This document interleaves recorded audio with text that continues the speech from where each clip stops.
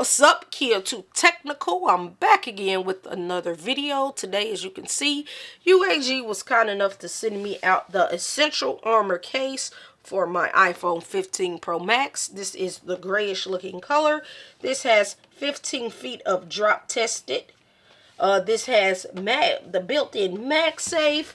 So let's go over to their website so I can show you how much this will cost and if it comes in any other colors, which I believe it does. This is the Essential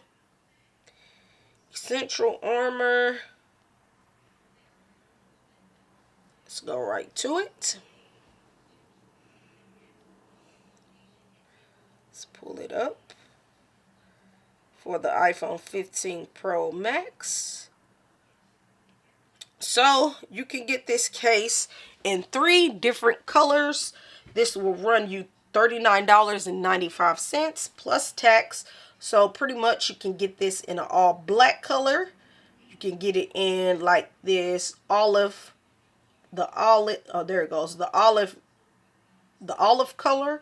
Then you can also get it in the silver. I called it gray. I'm sorry for calling it gray, but this is silver. I believe if this will go really good if you have the natural titanium iPhone 15 Pro Max.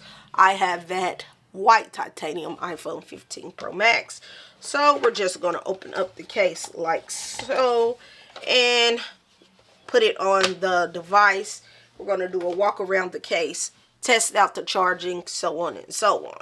So this is what it will look like when you put it on your iPhone 15 Pro Max. It has a nice little feel to it.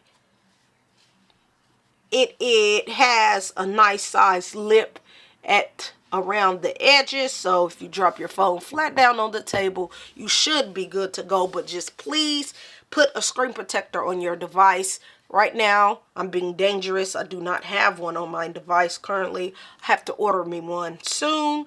But anyways, it does have those feet. So if you drop your phone on the corner of something, you should be good to go. You do get nice clicky buttons on the side. So that's your power button. On this side, you get your volume up and down button. It has plus and volume, plus and minus. Nice and clicky. You have nice access for that new action button right there. No problem.